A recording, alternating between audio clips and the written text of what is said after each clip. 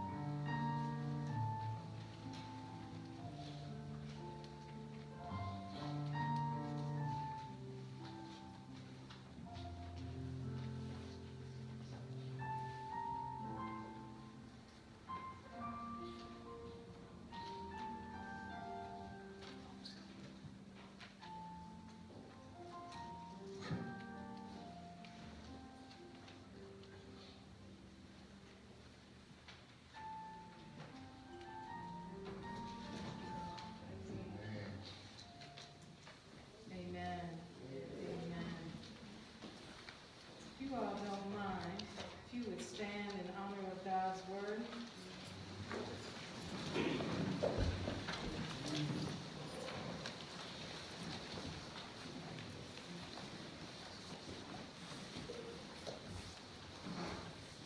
I'll be reading Gospel of Matthew, chapter 25, verses 1 through 13, and it reads, Then shall the kingdom of heaven be likened unto 10 virgins, which took their lamps and went forth to meet the bridegroom. And 5 of them were wise, and 5 were foolish. They that were foolish took their lamps, and took no oil with them. But the wise took oil in their vessels with their lamps. While the bridegroom tarried, they all slumbered and slept. And at midnight there was a cry made, Behold, the bridegroom cometh. Go ye out to meet him. Then all those virgins arose and trimmed their lamps. And the foolish said unto the wise, Give us of your oil, for our lamps are gone out. But the wise answered, saying, Not so, lest there be not enough for us and you. But go ye rather to them that sell, and buy for yourselves. And while they went to buy, the bridegroom came. And they that were ready went in with him to the marriage, and the door was shut. Afterward came also the other virgins, saying, Lord, Lord, open to us. But he answered and said, Verily I say unto you, I know you not. Watch therefore, for ye know neither the day nor the hour wherein the Son of Man cometh. You may be seated in the presence of God. First, we honor to God, Father, Son, and Holy Spirit. Pastor Young, God bless you. The officer. your hospitality that you've shown members, and last but not least, my family. I'm Regina's first cousin. And, I got a call earlier this week, and I told him, I said, I can sing, I can read scripture, I plan on being there, so let me know what you want me to do. When the call came, they said, we want you to preach. Okay. And said, bless the Lord. Hallelujah. And of course, I called my pastor and told him, I said, is it okay? He said, obviously God's made a way for you to go into ministry. Of course, it's okay.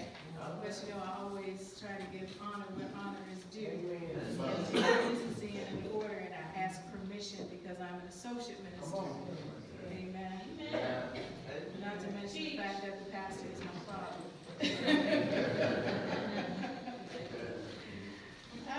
But my focus today is on verse 13.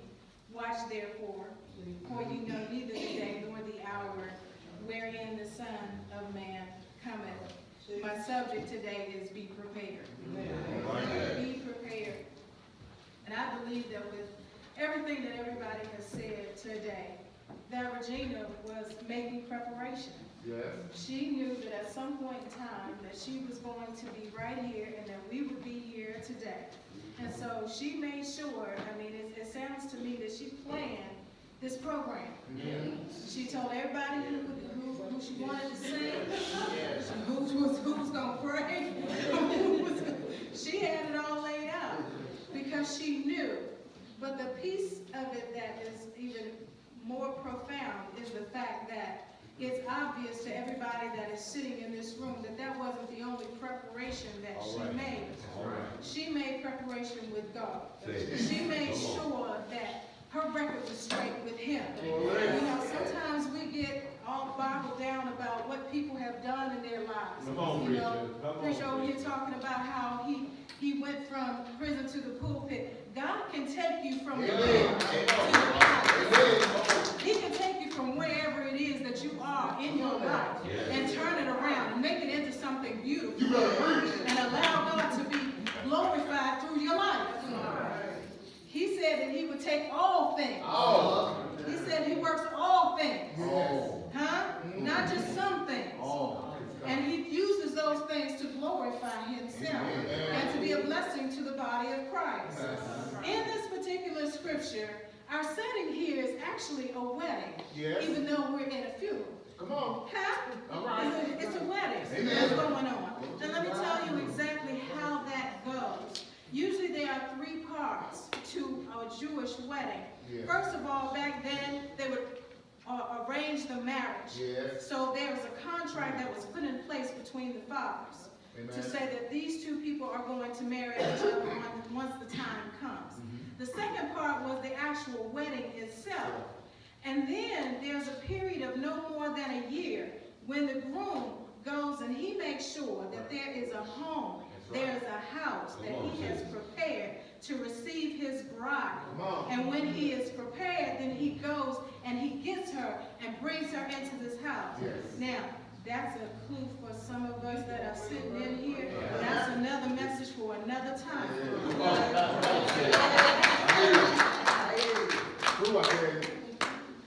But here we have a wedding situation, and there are 5 wise, and there are 5 foolish virgins, and there are always 10. The number 10 is significant.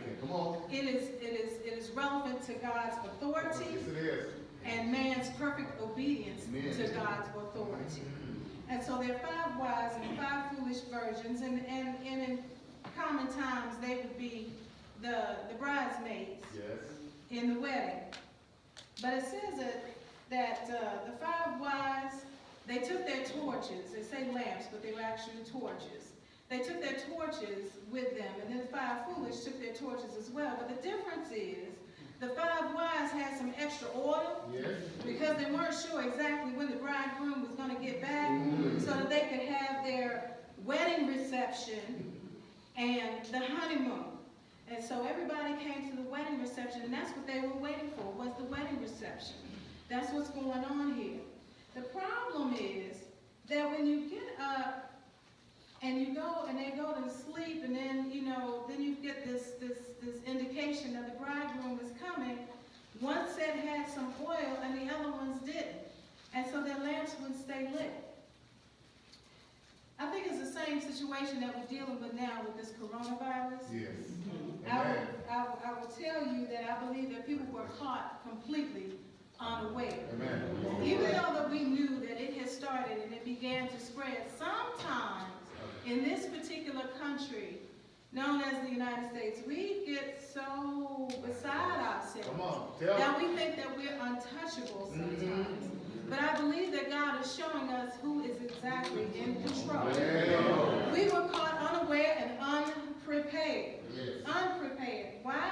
I will tell you that you could go in almost any store in America right now, and the two things that people are looking for is toilet paper and hand sanitizer.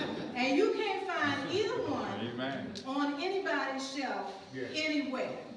And one would think that they never keep it in their house because they got to go and buy so much of it. I remember when I was coming up, our parents made sure that they told us, you don't wait until you run out of something to go and get what it is that you need.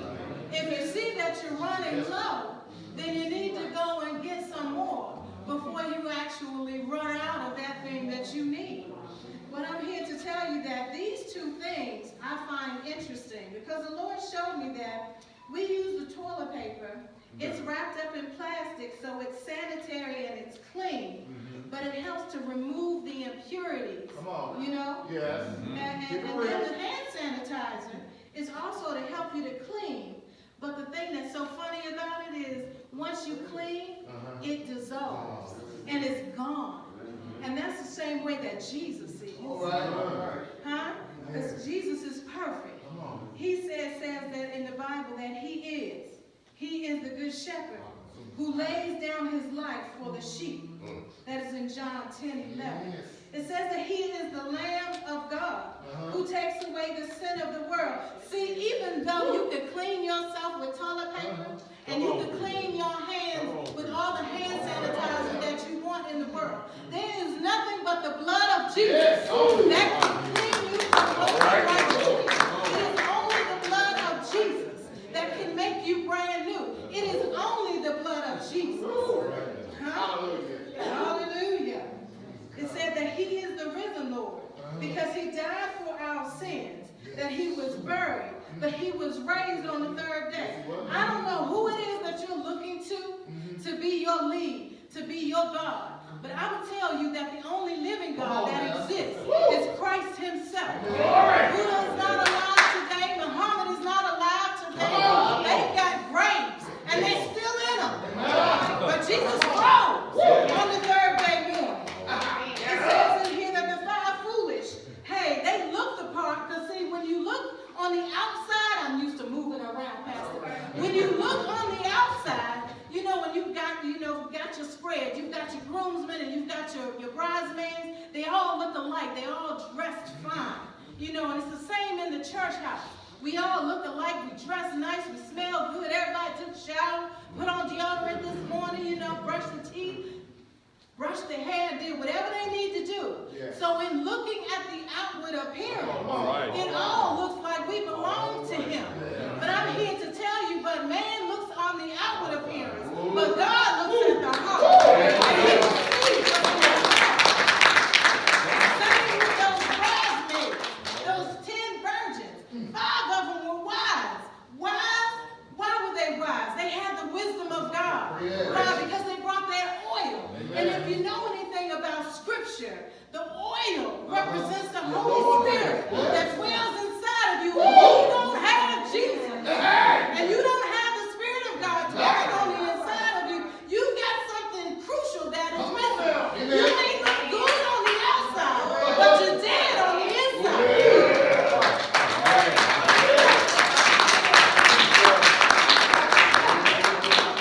They look the part. They look good. They smell good.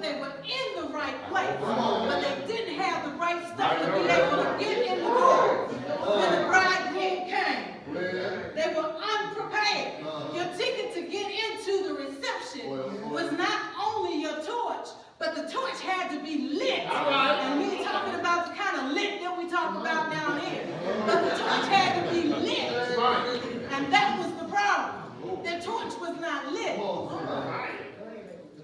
You have to have the Holy Spirit that resides deep down inside. The Lord says, I am the resurrection and the life. He who believes in me will live, even though they die. See, you may shed this outward garment, but you will live if you know him. See, that's one thing about that hope that we have that others don't have. He said we shouldn't mourn like others because they don't know who Jesus is. They don't realize that he got up on the third day. They don't understand that because he rose, we will live again. They don't realize that because he rose, he had life eternal. They don't realize that because he rose, we will never be sick again. She will never be sick again. Her body is perfect. She's walking around and feeling no pain. She's sitting in the bosom of Abraham. She's sitting in the presence of Jesus himself and enjoying the fruits of her labor. I had an opportunity to come and visit Regina last year about this time because I was headed to West Virginia for my grandmother's birthday. And I said, we need to make a detour because I need to go see my cousin. I hear she's sick. Went in to see her. She was sitting up, couldn't move, but she was talking. I said, ain't nothing wrong with you. Your mouth keep going. But the whole time that we were there, she had just had the opportunity to meet my husband and my children who are out with me today. But my husband told me, he said, you know what? He said, I like her. I love her spirit. So ain't nothing like somebody who's been through something in their life. And then they come to know the Lord.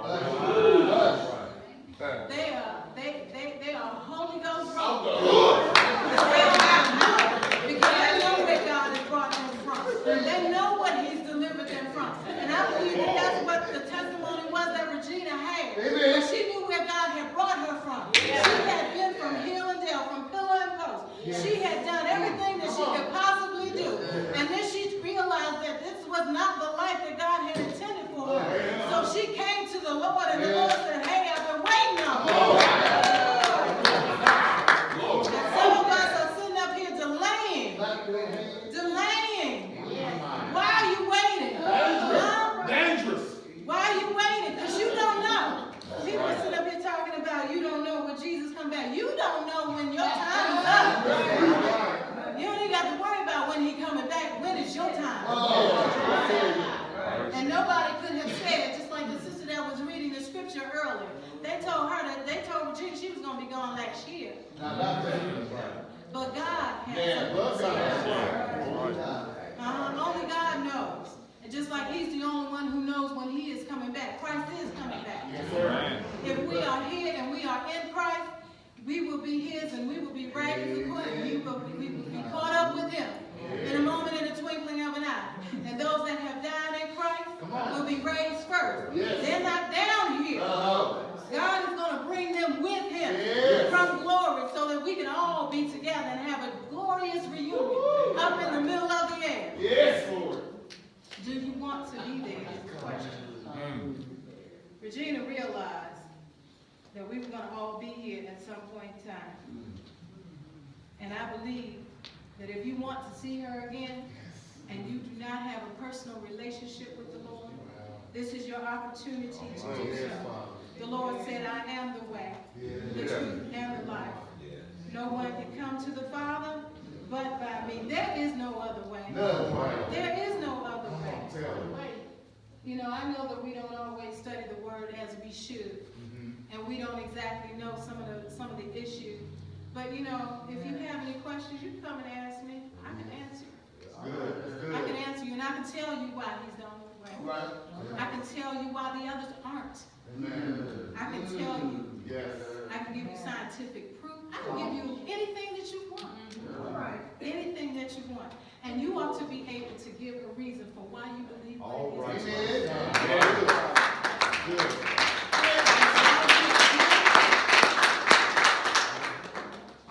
While we are dealing with this coronavirus, you better trust and know that God is moving. God is moving, and He is going to give us an opportunity to minister to people that would normally not listen. Amen. Right. And you need to be ready to minister. Because there are people here that are dying.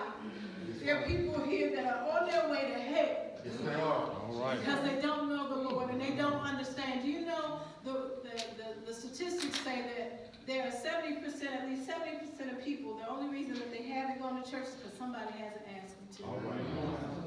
Wow. You need to find them. Ask them to come.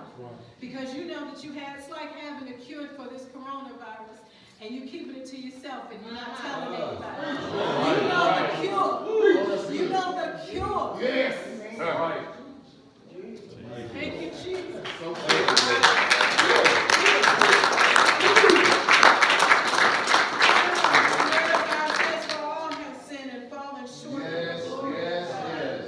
We need to understand that the wages of sin is death. Yes. But the gift of God Right. is eternal life. It's a gift. Yes. There's nothing that you can do to earn it. That's right. Nothing. It is a gift. Lest any man should try to boast and say that they earned their way into heaven. There's no way to earn your way into heaven. All right. That's why God sent Jesus. He knew that we were going to sin before he even created the heavens and the earth. Before he created the first man that stepped foot on the earth. He knew it. He made provision. Yes, Lord. Jesus said, yes, go ahead and create him. I'll go ahead and die. It's okay. That's the kind of God that we serve.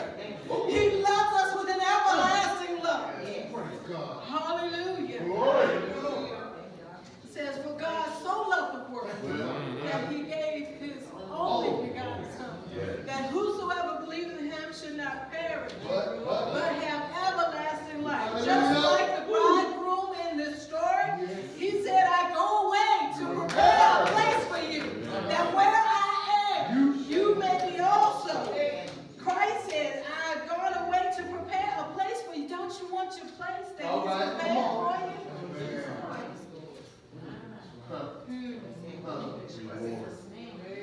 Hallelujah.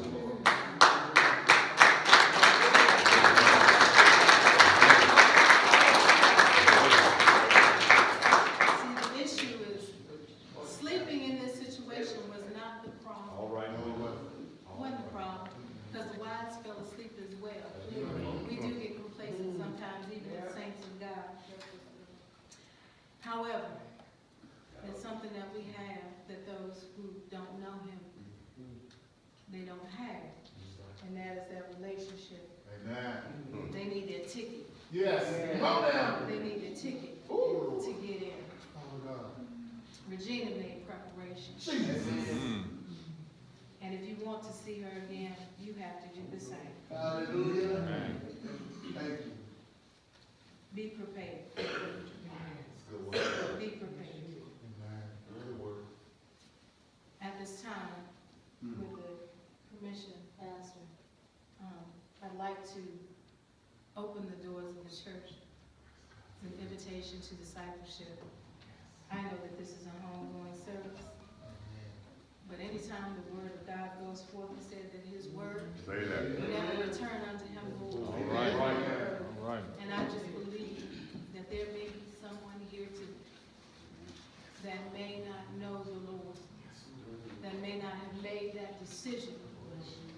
I ask that you would stand with me just for a moment.